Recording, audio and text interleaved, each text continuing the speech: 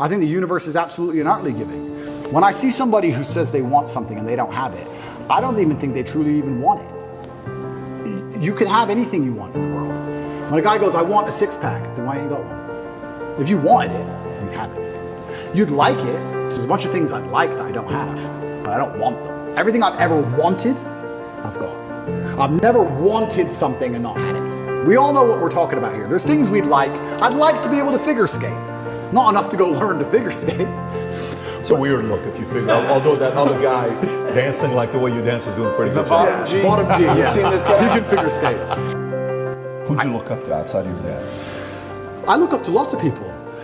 I'm talking specifically younger age, not today. I'm talking 16, 20, 25, that age.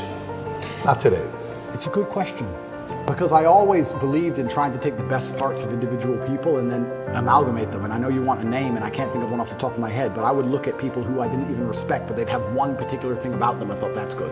It could be somebody I didn't even like, but he dressed well. I think you just have to be perspicacious and look at people, and there's something you can learn from absolutely everybody. And just try and adapt it all. I'm not saying everybody should be clones of me. For everyone's individual, right? But there might be some things about me they find inspiring that they may adapt and take on board, and then they'll find some things from other people. But learning to speak is something I understood from a very young age how important that would be. That's a superpower. Okay, how about communication? Who'd you look at? Were you always a good communicator? I can see you being a great communicator since you were 14 years old. I was pretty good, yeah. Okay, who did you look at and say, that guy's good, but I think I can, do it better? That's a good question. And I think that you know what I'm asking. I know what you're asking. I don't know if there's one particular person I took nuances from, because when you're a great communicator, you know how to be serious, and you know how to make people sad and angry, and you also know how to make people laugh.